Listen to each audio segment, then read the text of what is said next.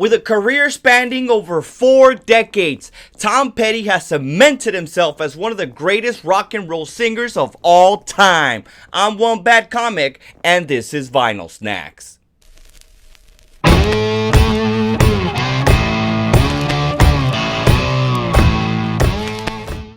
What's up, vinyl heads? Welcome to another episode of Vinyl Snax.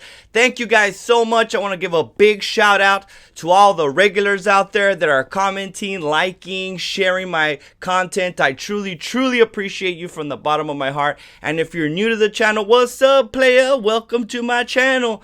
If it's pretty much a podcast around all my record collections, and we talk a little bit about the history of the artist. So I'm glad you're joining us today.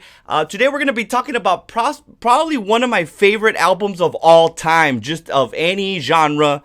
We're going to be talking Tom Petty and his amazing album Wildflowers, specifically the 2020 reissue Wildflowers and All the Rest. So yeah, Tom Petty, baby, one of the best. You gotta agree with it. If you don't have a Tom Petty record, you gotta get yourself some Tom Petty on vinyl. Tom Petty was actually born Thomas Earl Petty on October 20, 1950. He was actually born in Gainesville, Florida. At the age of 10, his life pretty much changed when he got a chance to meet the king of rock himself. He got to meet Elvis Presley. At that time, his uncle was working on the set of a film that Elvis Presley was working on. So his uncle took him into the studio, and Tom Petty was able to meet Elvis Presley. And he mentioned in some interviews where he met Elvis, and when he looked at him, he said that Elvis Presley just glowed. Which I would totally, I would be freaking out. Elvis Presley, especially, hey, side note, I don't know if you guys have you guys seen the new Elvis Presley movie that's coming out? The teaser just came out. It looks pretty interesting. I'm looking forward to see a little bit more about the movie before I make a decision of whether I'm gonna like it or not. But it's got Tom Hanks in it. Tom Hanks is pretty cool. So let me know in the comments what you think about that Elvis Presley movie coming out. Again, side note. So Elvis Presley definitely had a huge impact on his life. Not only Elvis Presley, but also the Fab Four themselves, the Beatles. When he saw the Beatles perform on Ed Sullivan, it was then at that moment that Tom Petty knew what he wanted to do with his life. And it's pretty cool because he said that in some quotes, some of the stuff that I had read, he said that that's what he wanted to do because all he needed was a group of people that were a self-contained unit, and that they would be able to work together and have fun. So that's all Tom Petty really wanted, and he saw the formula in the Beatles to just be cool with your friends and just create. So that was his formula, and then as he got a little bit older, he dropped out of high school because he wanted to focus his entire career on music. So he dropped out of high school. As time passed, he creates a band called the Epics in 1975. The Epics didn't work out very well. They dismantled, and some of the members from the Epics moved with him to create another band called Mudcrutch. Mudcrutch consisted of Tom Petty, Mike Campbell, and Benmont Tench. So those guys were the original members of Mudcrutch, along with, I think it was 2 other members, I don't know. But Mudcrutch released an album, it didn't hit very well, and the band dismantled again. This episode is brought to you by Toys, Monitos, and Drums, located in San Antonio, Texas, at the Alamo Flea Market. We finally got a sponsor, baby, and we're really grateful and happy to be working with them. Make sure you guys hit them up for all your toy needs. Get here, what's the address? Yes, it's 7171 Highway 90 West. And my spot is F09, Foxtrot 09, baby. And again, just look for that sign, Toys, Monitos, and Drums, guys, and check it out. Make sure you guys come out and support our sponsor, Toys, Monitos. We want to appreciate you guys, from Vinyl Snax to Toys, Monitos, and Drums, teaming up together to bring you more items and more laughter, baby. So keep in touch. Make sure you guys add them on Instagram too, right? At Toys, Monitos, Drums. Yeah. They're on Facebook. Add them, tag them if you're out here, and let them know that I sent you. Tom Petty continued his career and took some of the band members with him to try and continue pursuing a career in the music industry. They go out and get together. He finds some other band members and they release their self-titled album, Tom Petty and the Heartbreakers. That's when they were born and the album was released. It didn't get a lot of traction in the United States, but it hit pretty good in the UK, hitting 24 on the UK charts. So they were doing pretty good. They came back into the United States, started touring, and in 1978, the album slowly started garnering a following, and it gets to become a gold album. So from 1978 and on, the Tom Petty and the Heartbreakers start taking over America, releasing some of the coolest albums. Their second album, You're Gonna Get It. They released the third album, Damn the Torpedoes, which is a super awesome album. And that one goes on to sell 2 million records in America.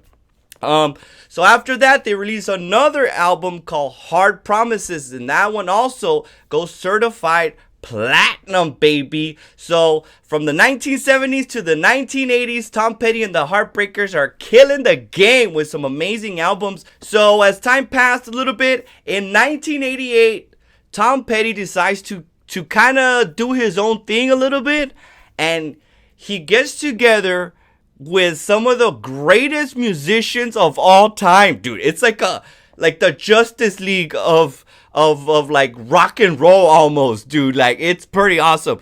He gets together Jeff Lynne from the Electric Light Orchestra band. If you guys don't know who that band is, get with It's Gonna Be a Showdown. So Jeff Lynne, you got George Harrison from the Beatles joins the band. You got Bob Dylan becomes part of the band.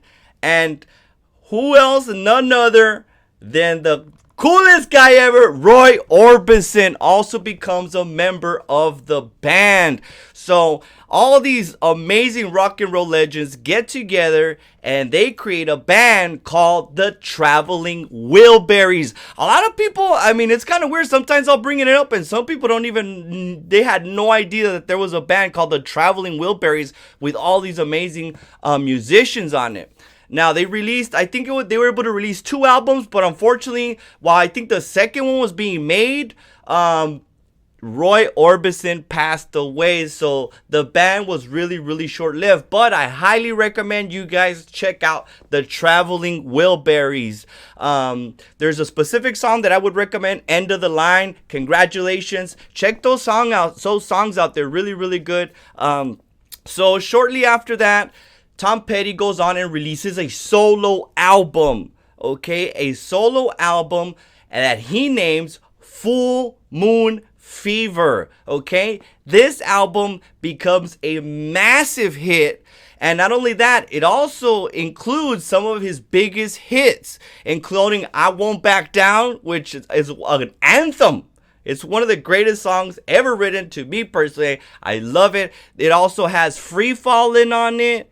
And it has Running Down a Dream. So these are super huge Tom Petty classic songs that he released in his as a solo artist, which kind of wasn't, but it was, because he still used some of the members from Tom Petty and the Heartbreakers, because they were all butthurt that he left the band to do the Traveling Wilburys. So he kind of was like, I don't want to lose you guys. So he made the Full Moon Fever, and he used his bandmates in the album, but it still is considered a solo album. And in 1994, Tom Petty releases, people say, his greatest album of all time, The Wildflowers, which was his other solo project. The Wildflowers, he teams up with this guy, a producer named Rick Rubin, who is extremely very agile with his artists. He's able to work with so many. If you guys don't know who Rick Rubin is, this guy's like he's done so many records for so many different types of artists. He's like a guru, you know what I mean? They say he's just this Zen guy that comes around and just helps you create these amazing albums. He's worked with Run DMC, the Beastie Boys, Jay-Z, Eminem, System of a Down, and now Tom Petty. So Rick Rubin joins Tom Petty, and they go ahead and produce his album, The Wildflowers, which is one of my favorite. If you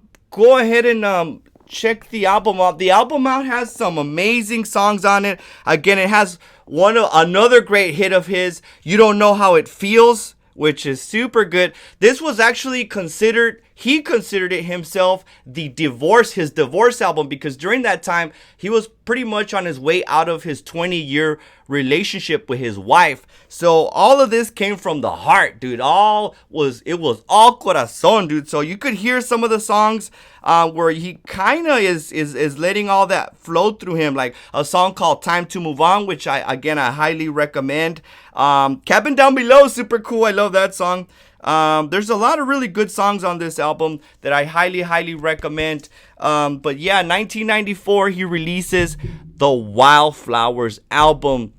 As the Wildflowers comes in, it gets a huge amount of success. It garners a lot of acclaim from all the music industry, and he continues his career. In 1996, he gets together with the GOAT himself, Johnny Cash, for Johnny Cash's second album, Unchained. A lot of people don't know this, but Tom Petty and the Heartbreakers ended up becoming Johnny Cash's backup band for his second album, Unchained. And they all got together through Rick Rubin. Tom Petty was a huge fan of Johnny Cash, and Rick Rubin was working with Johnny Cash at the time. So Tom Petty was like, hey, can I hang out? So he went over and he started getting involved in the album. Then some of the other Heartbreakers found out that Tom Petty was working with Johnny Cash on the album. So they wanted to be on the album. So it just pretty much by the end of the album, it's Johnny Cash as lead singer, and Tom Petty and the Heartbreakers are the backup band for that album. I highly recommend you guys check out Johnny Cash's Unchained album.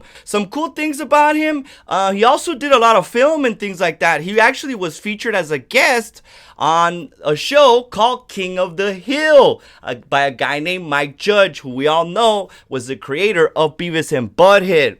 But he was on the show. I think he did about 28 episodes total. Tom Petty played a character called Lucky.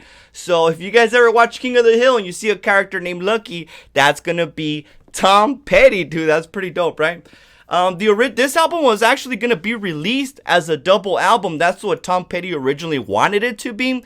But the record companies didn't like it. They wanted him to just release one album. So he ended up cutting up the album and he released Wildflowers as a single disc. Some of the songs that didn't make it ended up going to another. It actually went to like a soundtrack for a movie called She's the One. I've never seen it, but there's a movie called She's the One, and Tom Petty pretty much did the whole soundtrack for the movie. So there's some dope ass songs in that soundtrack, and it's literally a Tom Petty album. It's pretty crazy. But some of the songs that didn't make it onto the Wildflowers ended up on the movie She's the One. So into the 2017, unfortunately, October 2nd, 2017, Tom Petty passes away, dude. I know, I'm not gonna lie, I cried a little bit. I really did, just because I've been such a huge fan of Tom Petty. And like I said, Johnny Cash is like one of my favorite artists, and the collaboration that he did with Tom Petty, it made me that much of a fan of Tom Petty and for all the things that he did. So that one really hurt me when Tom Petty died. But yeah, unfortunately, on October 2nd, 2017, the man himself, Tom Petty, passed away. And yeah, it's pretty disappointing. But it was an accidental overdose. He was having a lot of physical pain from all the touring that he had been doing. So I guess he got a bad mix of pills or something, and then he ended up taking it, and then he was found unresponsive in his home. So RIP to the GOAT himself, Tom Petty. Thank you so much for all the great music that you be making. But yeah, guys, so after he passed away, his estate, and his band decided to re-release the Wildflowers album the way Tom Petty wanted it to be released. So they released it as a double LP, guys, which is this one. They named it Wildflowers and All the Rest. So there's a bunch of packages. This is the most basic one that just comes with the record. With the records, there's some other box packages that they released that are a lot more expensive, but it has more songs, it has more stuff in it. It comes with all these things, but those are a little bit more expensive. But this is pretty much just the basic record that I purchased. I got this one for $40, and I think I got it on Amazon. But it's kind of neat because when you open it, it's got some real neat artwork on it. If you open it up, on the left hand side you see like a artwork here that says Wildflowers, you belong somewhere you feel free, which is one of his songs. But again, this is such a dope little cover. The art cover is really neat. If you open the sleeves, it's like all these like little art clips that have to do with the songs themselves. So each little square has pretty much its own cover and art cover for the song, which is pretty cool, right? And in the back, not only does it have the artwork on the back side, it actually has the lyrics to the songs. So I thought that was pretty cool too, that they went that extra mile to just make it look nice, man. You know what I mean? In the middle, you got a huge picture of Tom Petty just kicking it at some like coffee shop with his guitar, dude, just looking like a total badass.